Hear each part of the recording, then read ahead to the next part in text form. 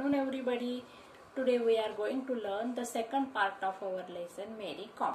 In the first part we collect the information about the Mary Kom, her birthplace as well as her parents and her awards she got. Now in the second part of our lesson, the second part is nothing but an interview. This interview is taken by Taruka Srivastav. So what she asked to Mary Kom and how Mary Kom gave answer to her lot of questions we are going to learn. So students listen very carefully. बघा विद्यार्थ्यांनो, पहिल्या part मध्ये आपण मेरी com यांच्याबद्दलची personal लेवलवरची माहिती मिळवलेली होती. मेरी कॉम यांचा जन्म कुठे झाला, त्यांच्या आई वडिलांबद्दलची माहिती मिळवली, त्यांचं कौटुंबिक पार्श्वभूमीबद्दलची माहिती मिळवलेली आहे. त्यांनी कधी चॅम्पियनशिप्स मध्ये भाग घेतला, कुठले अवॉर्ड्स मिळाले हे आपण थोडक्यात बघितलं. आता या ठिकाणी आता सेकंड पार्ट मध्ये आपल्याला इंटरव्ह्यू आहे कोणाचा, मेरी कॉम यांचा, तारुका श्रीवास्तव यांनी घेतलेला.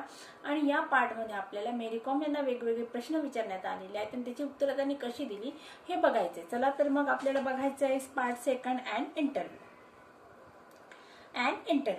म्हणजे मुलाखत. In an exclusive interview with sports क्रीडा correspondent Taruka Srivastav, Olympic bronze medalist Mary Kom talk about her preparations for the Olympics and her elation at winning a medal. बघा आता या ठिकाणी एक्सक्लुसिव्ह इंटरव्ह्यू आहे म्हणजे काय, an interview broadcast by only one source. या ठिकाणी तारुका श्रीवास्तव या स्पोर्ट्स क्रीडा या संकेतस्थळाच्या वृत्तपत्र निवेदक संकेतस्थळाच्या निवेदक आहेत आणि या ठिकाणी त्यांचा इंटरव्ह्यू घेण्यात आले. त्यांनी कोणाचा इंटरव्ह्यू घेतला, मग मेरी कॉम यांचा. Olympic bronze medallist. या ठिकाणी मेरी कॉम यांना कुठली उपाधी दिली बघा, ऑलिम्पिक ब्रॉन्झ मेडलिस्ट याची उपाधी दिलेली आहे. Mary Kom talk about her preparations. आता या ठिकाणी मेरी कॉम कशाबद्दल बोलले आहेत बघा, her preparations for the Olympics.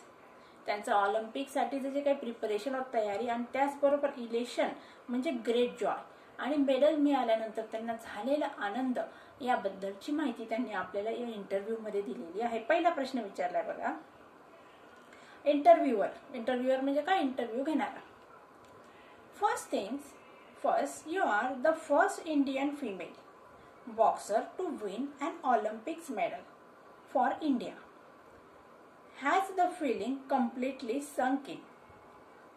तर या ठिकाणी बघा इंटरव्ह्यूअरने प्रश्न विचारलेला आहे. पहिलीच गोष्ट कोणती म्हणे, first, you are the first Indian female. तुम्ही पहिली एक भारतीय स्त्री आहात. To win an Olympic medal. ऑलिम्पिक मध्ये मेडल मिळवणाऱ्या तुम्ही सगळ्यात पहिली भारतीय स्त्री आहात. फॉर इंडिया, भारतासाठी. Has the feeling completely sunk in. आता संक इनचा मीनिंग आहे बघा रिअलाइज अँड ऍक्सेप्ट. मग या ठिकाणी तुम्हाला ही गोष्ट लक्षात आली का किंवा तुम्ही ऍक्सेप्ट केलेली आहे का. या ठिकाणी बघा तारुका श्रीवास्तव यांनी मेरी कॉम यांना प्रश्न विचारला. सगळ्यात पहिला प्रश्न आहे म्हणजे माझा तुमच्यासाठी की तुम्ही पहिली एक भारतीय स्त्री आहात. पहिली भारतीय स्त्री आहात की जिने भारतासाठी ऑलिम्पिक मध्ये भाग घेऊन ब्रॉन्झ मेडल मिळवलेलं आहे. मग या ठिकाणी तुमच्या फिलिंग्स कशा आहेत, रिॲक्शन कशा आहेत. मग आता मेडल मिळाल्यानंतर तुम्हाला काय वाटलं व असा प्रश्न या ठिकाणी तारुका श्रीवास्तव यांनी मेरी कॉम यांना विचारला. Mary Kom, I am really happy with my achievements and yes it is yet to sink in. I am just so accelerated. आता या ठिकाणी मेरी कॉम यांनी काय रिॲक्शन दिली आपली बघा, आय एम रिअली हॅपी. मला खूप आनंद झाला का, कारण मला ऑलिम्पिक मध्ये भारतासाठी एक स्त्री असून सुद्धा किंवा एक स्त्रीने ब्रॉन्झ मेडल मिळवलेलं आहे आणि ते मेडल मिळाल्यानंतर मला खूप आनंद झाला. येस, आणि मग खरोखर it is to sink in. आणि यामध्ये मला अतिशय अत्यानंद झालेला आहे आणि या अत्यानंदामध्ये नाहून निघावं असं मला वाटतं. I am just so accelerated.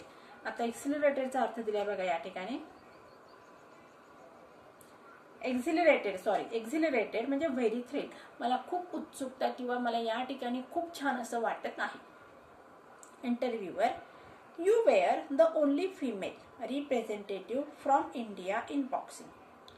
Did that put additional pressure on you. मग सेकंड प्रश्न विचारलाय बघा इंटरव्ह्यूअर यांनी, you were the only female. तुम्ही एकट्याच स्त्री होत्या की ज्या रिप्रेझेंट करत होता किंवा प्रतिनिधित्व करत होता भारताचं. कुठल्या गटामध्ये? बॉक्सिंग या गटामध्ये तुम्ही भारताचं प्रतिनिधित्व करणाऱ्या एकमेव स्त्री उमेदवार होत्या किंवा कॅन्डिडेट्स होता किंवा प्लेयर होता. Did that put additional pressure on you. आणि याचं तुम्हाला अतिरिक्त असं काही दडपण आलं होतं का? मेरी कॉम यांना प्रश्न विचारलेला आहे की भारताचं ऑलिम्पिकमध्ये आणि बॉक्सिंग या गटामध्ये प्रतिनिधित्व करणाऱ्या तुम्ही एकमेव स्त्री प्रतिनिधी होत्या. मग या ठिकाणी तुम्हाला अतिरिक्त असं काही दडपण आलं का? Mary Kom, no, not at all. I was pretty confident about myself, I knew. मग या ठिकाणी मेरी कॉम यांनी काय सांगितलं? नाही, मला अजिबात कुठल्याही प्रकारचं दडपण आलेलं नव्हतं. कारण का? मी या ठिकाणी माझं जो काही मी अभ्यास केला होता त्या अभ्यासाबद्दल मी काय ते कॉन्फिडंट होते. म्हणजे या ठिकाणी मला माझ्या अभ्यासाबद्दल काय होतं, मला माहिती होतं की मी व्यवस्थित असं या ठिकाणी खेळू शकणार आहे. Interviewer, your coach Charles Atkinson was not allowed to accompany you to the Olympics. How did that affect your preparations. आता या ठिकाणी बघा, इंटरव्ह्यूअर यांनी दुसरा प्रश्न विचारला की तुमचे जे कोच होते, मेरी कॉम यांना शिकवणारे जे कोच होते चार्ल्स, यांना मेरी कॉम यांच्याबद्दल यांच्याबरोबर स्पर्धेमध्ये भाग घेण्या म्हणजे मेरी कॉम यांच्या सोबत येण्यासाठी जाऊ देण्यात आलं नाही. मग याचा तुमच्यावर काय परिणाम झाला? Mary Kom, well, I did miss him there, but thankfully we had already done our homework and I was well prepared. मग या ठिकाणी मेरी कॉम यांनी काय सांगितलं? हो, माझे जे गुरु होते त्या गुरूंना माझ्या बरोबर येऊ दिले नाही. याचा मला या ठिकाणी मी त्यांना या ठिकाणी खूप मिस केलेलं आहे. मला त्यांची उणीव भासलेली आहे. आणि त्याचबरोबर काय सांगितलंय? पण थँकफुली म्हणजे काय? सुदैवाने म्हणा किंवा काही, we had already done our homework. माझ्या गुरुनी माझ्याकडून व्यवस्थित असा अभ्यास करून घेतलेला होता आणि त्यामुळे आमचं व्यवस्थित प्रिपरेशन झालेलं असल्यामुळे मला त्या ठिकाणी गुरूंच्या ट्रेनिंगची गरज भासली नाही. पुढचा प्रश्न बघा, interviewer, during your preparations for the Olympics you sparred with the male boxers of the Indian contingent. Who was your favourite sparrings partner.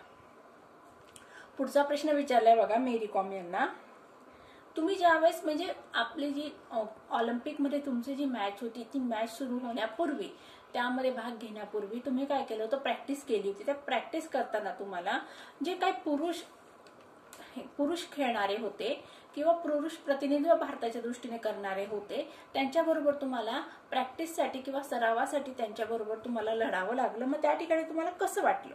किंवा तुमच्याबरोबर तुम्हाला आवडणारा असा कुठला पुरुष खेळाडू होता? बघा या ठिकाणी काय सांगितलंय मग, laughs. Mary Kom laughs. Well, I trained hard in Pune and the male boxers were kind enough to practice with me whenever I required them. मग या ठिकाणी मेरी कॉम हसायला लागले आणि त्यांनी काय सांगितलं बघा, I trained hard in Pune. मी या ठिकाणी पुरुष यांच्या बरोबर मेल बॉक्सर जे होते त्या मेल बॉक्सर बरोबर पुण्यामध्ये व्यवस्थित प्रकारे प्रॅक्टिस केलेली होती. आता या ठिकाणी प्रॅक्टिस करण्यासाठी दोन जे प्रतिस्पर्धी असतात त्यांची गरज असते आणि या ठिकाणी मेरी कॉम या एकमेव स्त्री उमेदवार किंवा पार्टिसिपंट असल्यामुळे त्या ठिकाणी मेरी कॉम यांना प्रॅक्टिस करण्यासाठी पुरुषाची गरज होती किंवा त्या ठिकाणी पुरुष प्रतिस्पर्धी जी होता त्याची गरज भागणार होती. Male boxers were kind enough to practise with me. मग या ठिकाणी मेरी कॉम यांनी काय सांगितलंय, मी ज्यांच्याबरोबर त्या ठिकाणी फाईट करत होते जे मेल होते बॉक्सर ते व्यवस्थित माझ्याबरोबर ते ट्रीटमेंट दिलेली आहे त्यांनी. आणि काय सांगितलंय बघा, to name a favourite would be unfair. आणि त्यापैकी मी फक्त एखाद्याचंच नाव घेणं हे कसं होणार आहे? अनफेअर होणार आहे, अयोग्य होणार आहे. कारण जेवढ्या मी ज्यांच्याबरोबर प्रॅक्टिस केली त्यांनी सगळ्यांनी मला चांगली ट्रीटमेंट दिली आणि मला योग्य सराव करण्यासाठी त्यांनी पोषक असं वातावरण निर्माण केलेलं आहे. त्यामुळे मी कोणत्याही एकाचं ठराविक असं नाव घेऊ शकत नाही. Interviewer, you were quoted sayings. Adams was very clever, a counter puncher, but although she carried power, she wasn't very tactical. I was scoring, but the judges were not pressing the buttons. Do you think dodgy judging was part of the reason for your loss in the semi-finals. आता या ठिकाणी बघा मेरी कॉम यांना प्रश्न विचारलेला आहे की semifinal या गटामध्ये किंवा मॅचमध्ये सेमीफायनल मॅचमध्ये मेरी कॉम यांच्याबरोबर अन्याय झालेला आहे किंवा जे जजेस होते त्यांनी या ठिकाणी मेरी कॉम यांना मार्क दिलेले नाही आहेत, याबद्दल त्यांचं काय मत आहे असा प्रश्न विचारलेला आहे. बघूया परत. यू वेअर कोटेड सेम, म्हणजे या ठिकाणी तुमच्या बद्दल ही म्हण लागू पडते. कुठली म्हण बघा. Adams was very clever, a counter puncture. Adams हा खूप हुशार होता. तर काउंटर पंचरचा अर्थ आहे बघा, a defensive boxer who realise on opponents mistake in order to attacking advantage. आता या ठिकाणी बॉक्सिंगची मॅच जी खेळली जात असते त्या ठिकाणी दोन प्रतिस्पर्धी असतात आणि दोघं जण काय करत असतात, एकमेकांवर वार किंवा प्रतिवार करत असतात. मग या ठिकाणी आपल्या प्रतिस्पर्ध्यावर वार करण्यासाठी त्याचे काही सिली मिस्टेक्स आहेत किंवा त्याच्या ज्या काही उणिवा आहेत त्या बघून वार करायचा असतो. But although she carried power she wasn't very tactical. या ठिकाणी टॅक्टिकल म्हणजे काय, plan actions to gain victory. मग या ठिकाणी काय सांगितलंय, I was scoring but the जजेस were not pressing the buttons. मग या ठिकाणी तुमच्याबद्दल काय झालंय की तुम्ही स्कोर करत होत्या परंतु जज काय करत होते, तुम्हाला त्या ठिकाणी मार्क्स देत नव्हते. Do you think Doge judging was a part of the reason for your loss in the semifinal. Doge म्हणजे काय, अनजस्ट किंवा पार्शियल, म्हणजे एकाच्या बाजूने दिलेला रिझल्ट, अन्यायकारक दिलेला निकाल. मग या ठिकाणी मेरी कॉम यांना प्रश्न विचारलेला आहे, तुम्हाला असं वाटतं का पार्शियल जे रिझल्ट दिलेले आहेत त्या रिझल्टमुळे तुम्ही सेमीफायनलमध्ये हरलात. Mary Kom, yes I think some of the decisions were unfortunate and did not work to my benefit. मग या ठिकाणी मेरी कॉम यांनी डायरेक्टली या ठिकाणी जजेसवर कुठल्याही प्रकारचं ब्लेम न देता काय सांगितलंय बघा, some of the decisions very unfortunate. काही डिसिजन्स कसे होते, दुर्दैवी होते. मग या ठिकाणी ते म्हणू शकले असते की काही डिसिजन्स अनफॉर्च्युनेट पार्शियल होते, याच्या बाजूने रिझल्ट दिला म्हणून मी हरले. पण या ठिकाणी मेरी कॉम यांनी कोणालाही ब्लेम न करता नशिबाला ब्लेम केले. काय सांगितले, some decisions were unfortunate and did not work to my benefit. आणि ते डिसिजन्स माझ्यासाठी फायद्याचे ठरले नाहीत. इंटरव्ह्यूअरने पुढचा प्रश्न विचारला आहे, India manage just 6 medals in the 2012 Olympics. Even though we are a nation of 1.3 billion people, where do you think a change is required to help us win medals that are proportionate with our population? आता या ठिकाणी बघा interviewer यांनी मेरी कॉम यांना प्रश्न विचारलेला आहे की भारताची लोकसंख्या 1.3 करोड आहे आणि या 1.3 करोड एवढ्या लोकसंख्येची जी लोकसंख्या आहे त्या लोकसंख्येचे प्रतिनिधित्व करणारे जे काही लीडर्स असतात किंवा स्पोर्ट्स पर्सन आहेत ते अतिशय कमी आहेत आणि त्याचबरोबर आपल्याला मिळणारे मेडल्स पण कमी आहेत. मग या ठिकाणी तुमचं काय म्हणणं आहे की पॉप्युलेशन आणि आपले जे खेळाडू आहेत त्यांचं प्रमाण सम आहे का. बघा परत बघूया. इंटरव्ह्यूअर, India manage just 6 medals in 2012 Olympics. 2012 मध्ये जी काही ऑलिम्पिक स्पर्धा झाली होती त्या स्पर्धेमध्ये भारताने फक्त 6 मेडल्स मिळवले.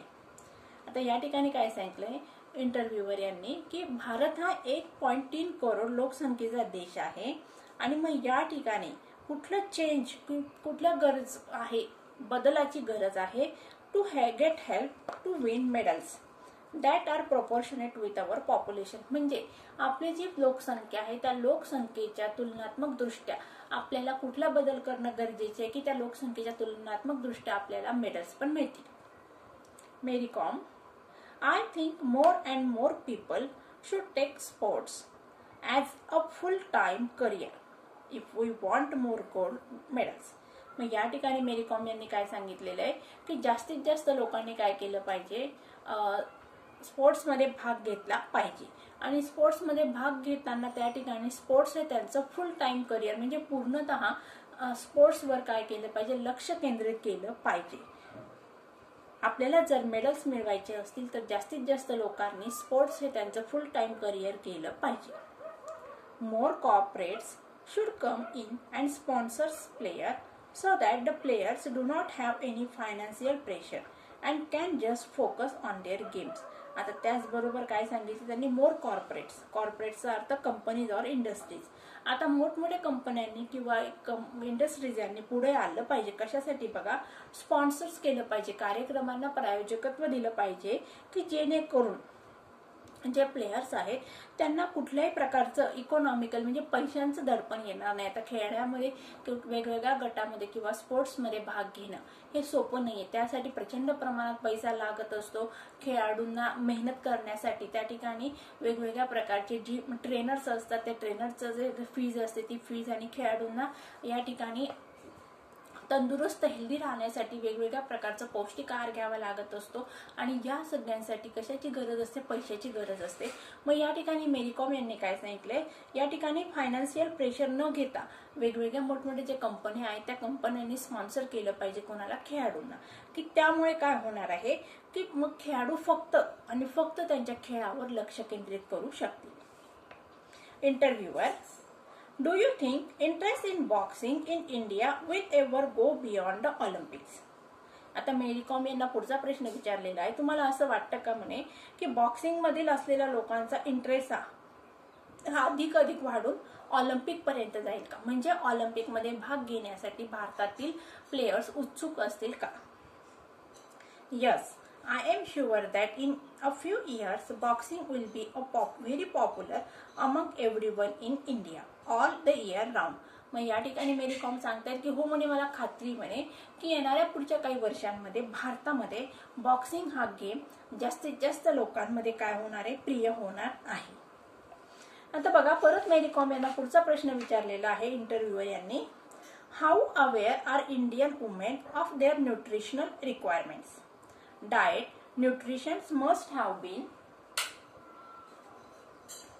a key factor in your conditioning for the Olympics. Do you think nutrition is a neglected area in Indian sports? आता इंटरव्ह्यूअर यांनी मेरी कॉम यांना पुढचा प्रश्न विचारला, काय विचारलं बघा, how aware are Indian women, भारतीय स्त्रिया किती जागरूक आहेत. अवेअर म्हणजे काय, जागरूक आहेत. कशाच्या बाबतीत बघा, their nutritional requirements. Nutritional requirements म्हणजे काय, म्हणजे त्यांच्या तंदुरुस्तीसाठी, शारीरिक तंदुरुस्तीसाठी पोषक घटक घेणे गरजेचे आहे आहारामध्ये. त्या बाबतीत भारतीय स्त्रिया किती जागरूक आहेत.